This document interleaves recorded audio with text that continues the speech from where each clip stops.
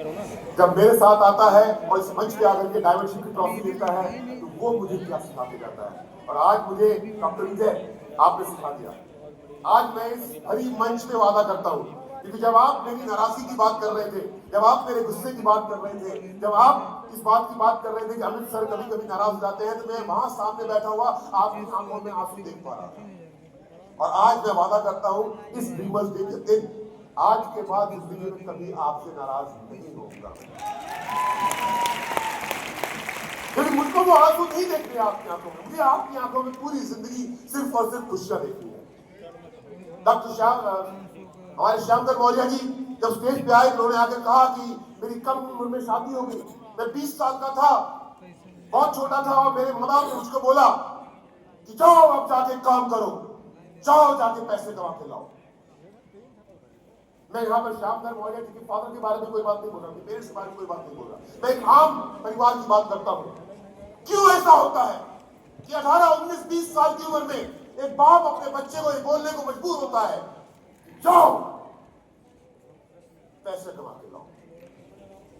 कभी सोचा आपने श्यामधर की बात आपने एक कान से दूसरी कान से निकाल दिया? क्या आप इमेजिन कर सकते हैं कि सुबह तक कभी अपने बच्चे को बोलेंगे कि जाओ पैसे कमा के लाओ? क्या अमित मिश्रा अपनी बेटी को बोल सकता है कि जाओ पैसे कमा के लाओ? क्या डॉक्टर विजय मौर्य अपने बच्चे को बोलेगा जाओ पैसे कमा के लाओ? हाँ, एक उम्र के बाद, क्योंकि मुझे अपने बच्चे का करियर देखना है, एक उम्र के बाद क्योंकि मुझे अपने बच्चे का भविष्य देखना है, एक उम्र के बाद बोलूंगा। लेकिन 18, 19 और 20 साल की उम्र में अगर मैं अपने बच्चे को ये बोल रहा हूं कि जाओ पैसे कमा के लाओ, और जो आप और हम बोलते हैं उसके पीछे कारण ये है कि मैं खुद इस लायक नहीं हूं कि अपना घर चला कर अपने बच्चे को पढ़ा सकूं, इसलिए मजबूर करता हूं अपने बच्चे को कि हाँ पैसे कमाओ। और मैं श्यामधर मौर्य की बातों से सिर्फ एक बात अगर आप दिमाग में लेकर जाएं तो ये लेकर के जाए, इतने काबिल माँ और बाप बने आप, इतने काबिल माँ और बाप बने आप कि आपका बच्चा जब तक पढ़ना चाहे, आपका बच्चा जब तक अपने पैशन को, अपने हुनर को परखना चाहता है, तराशना चाहता है, तो आप एक माँ बाप के रूप में इतने काबिल होने चाहिए कि आप उसके खुले पंखों को कभी काटे ना, कभी ये नौबत ना आए कि आपको अपने बच्चे को बोलना पड़े जाओ पैसे कमा के लाओ। जिस दिन ये बात मुझसे निकल गई उस दिन समझ लेना आपने पूरी जिंदगी में कुछ नहीं किया। और इसलिए जरूरी है रूट क्यों करना, इसलिए जरूरी है यहाँ मेहनत करना। क्यों? क्योंकि श्यामधर मौर्य जी के पापा ने कहा था, उनसे पिताजी ने कहा था कि जाओ पैसे कमा के लाओ, लेकिन श्यामधर मौर्य ने वो काम कर दिया कि श्यामधर मौर्य को छोड़ो कि 7 पुस्तकों में भी किसी को अपनी बोलना पड़ेगा कि जाओ पैसे कमा के लाओ। श्यामधर जी के बाद सरिता जी आई, और सरिता जी अपनी चुटकीले अंदाज में हंसते खेलते अपनी बातों को कह रही थी। पता नहीं आप में से कितने लोगों ने सरिता जी की बातों को सीरियसली लिया या नहीं लिया, आप उनकी हंसी और मजाक में खोए हुए थे, पर मैं बड़े ध्यान से उनकी एक बात, सरिता जी आपकी एक बात पे आकर मेरा दिल अटक गया, मेरा दिमाग वहीं पे खड़ा। और वो शुरुआत में आपने एक लाइन कही थी, क्या कहा था आपने? गांव वालों को दिखा दिया। ताली बजाइए, सोचिए, एक महिला ने इस मंच में खड़े होकर के बोला कि गांव वालों को दिखा दिया। क्यों दिखा दिया? क्योंकि एक स्कूटर के ऊपर जब सरिता जी अपने 4 बच्चों के साथ फट फट फट फट फट फट करते हुए अपने मायके जाती थी, और आज जब वही सरिता देवी 1 करोड़ 8 लाख रुपए की मर्सिडीज में बैठ के जाती है, तो वाकई में गांव वालों को दिखा दिया। लेकिन जो हिम्मत, जो ताकत, जो जज्बा सरिता देवी के अंदर में है, और जो चाहत सरिता देवी जी के अंदर थी कि मुझे दुनिया को दिखाना है, मैं पूछता हूं इस हॉल के अंदर बैठे इन 5000 लोगों में से कि अगर आप एक जिंदा इंसान हैं, अगर आपका खून गर्म है, और अगर आपके हौसले मजबूत है और शरीर में ताकत है, इस हॉल में बैठा कौन ऐसा इंसान है जो अपने गांव वालों को, जो अपने परिवार वालों को, जो अपने समाज वालों को दिखाना नहीं चाहता? दिखाना चाहते हैं ना? मुझको भी सुबह से 20 साल पहले किसी ने मेरे सर पे यूं हाथ फेरा था और कहा था तुम तो बस इसी लायक हो। और ये कहानी मैं कई बार सुना चुका हूँ। वो बात मुझे बहुत बुरी लगी। तुम तो शायद सुबोध सर, जो मेरे बड़े भैया जिनको मैंने शादी में आपसे मिलवाया ना गोवा में, जिनके आगे पीछे में घूम रहा था, वो वही भैया थे जिन्होंने 30 साल पहले मेरे सर पे हाथ फेरा था। और जब गोवा में मेरी बेटी की शादी में आए, बोले वाह अमित, कमाल कर दिया तुमने। तो आपकी जिंदगी में कोई ऐसा है जिसको आपको साबित करना है? सरिता जी ने कहा कि मैं अजीत जी को इंजेक्शन दे दे के यहां तक लेके आए। आप हंस रहे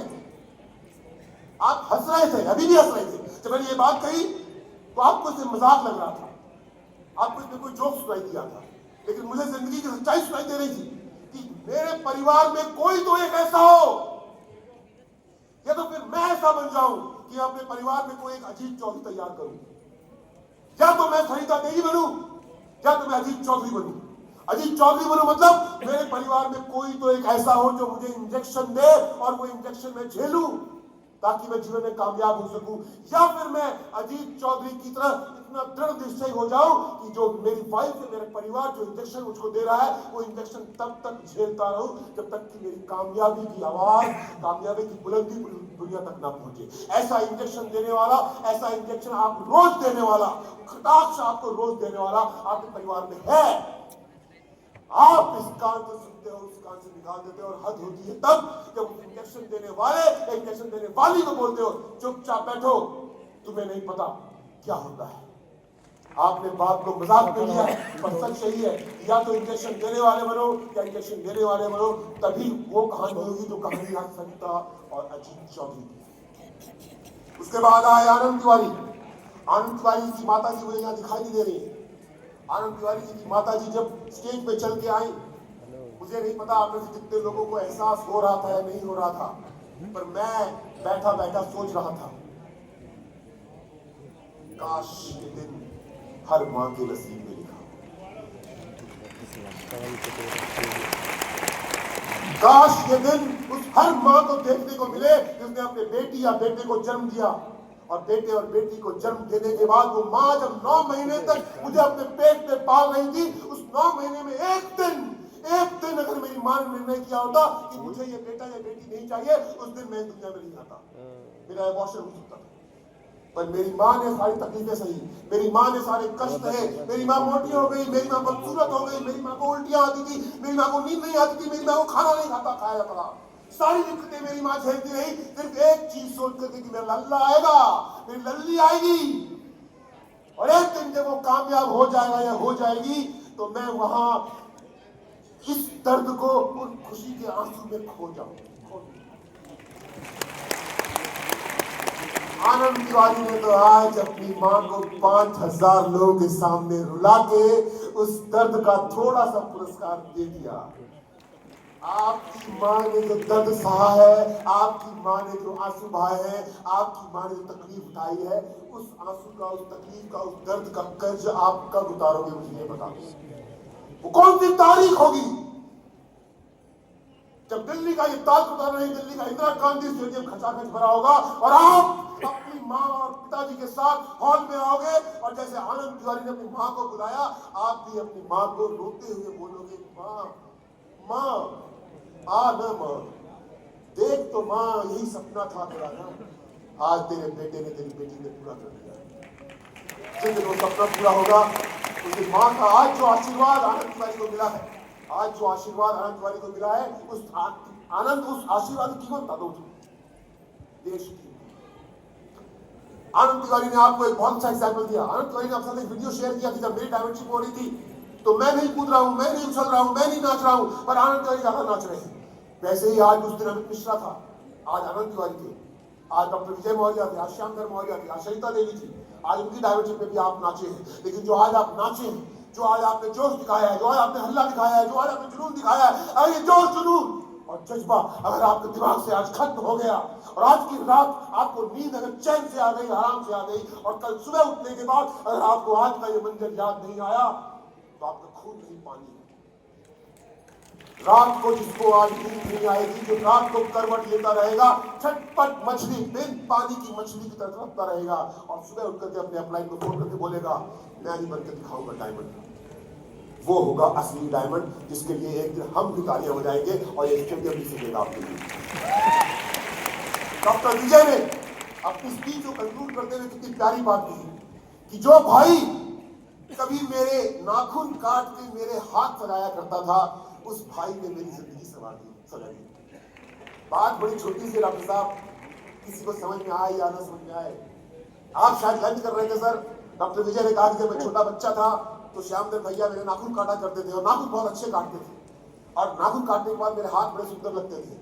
मुझे नहीं पता कि जिस भाई ने मेरे बचपन में नाखून काटे हैं वो बड़ा होने के बाद मेरी जिंदगी को संभालेगा। अरे ऐसे ही श्यामदेव की तरह भाई आप भी है किसी के, ऐसे ही श्यामदेव की तरह परिवार के मुखिया आप भी है किसी के।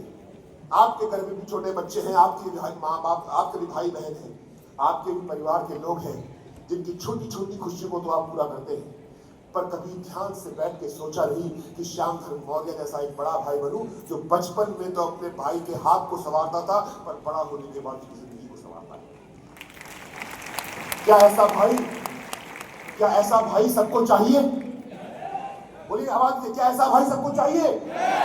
जोर से, क्या ऐसा भाई सबको चाहिए? तो क्या ऐसा भाई सबको बनना भी चाहिए? अरे चाहिए तो सबको, बनेगा कोई नहीं। अब मैं पूछता हूं, ऐसा भाई बनना है या ऐसा भाई चाहिए? बोलिए, ऐसा भाई बनना है या ऐसा भाई चाहिए? बनना है, ऐसा भाई बनना है।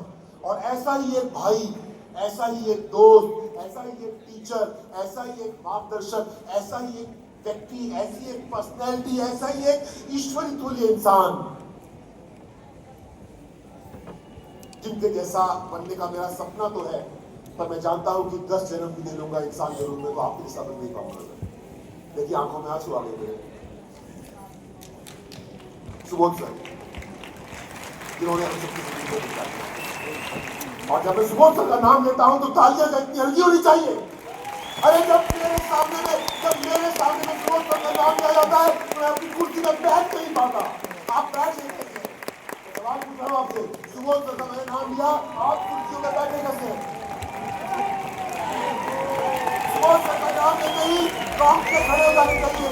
सुबोध सर का नाम लेते ही ब्लड प्रेशर हाई करेंगे। सुबोध सर का नाम लेते ही चाहिए। सुबोध सर वो इंसान है जो अगर नहीं होते सर, अगर आप नहीं होते तो पता नहीं सर, शायद कहीं गली मोहल्ले में कहीं पड़े हुए एक किराए के मकान में 2 कमरे के मोटरसाइकिल के ऊपर में अपने 20 बच्चों के साथ में हम लोग अपनी जिंदगी काट रहे होते और उस भगवान को गालियां दे रहे होते।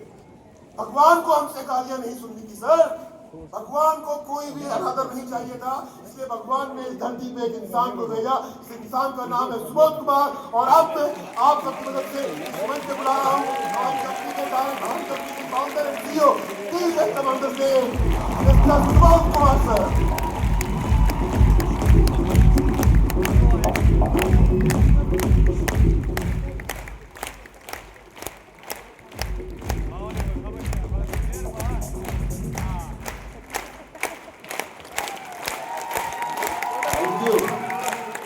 आप लोग क्या मजा नहीं आया?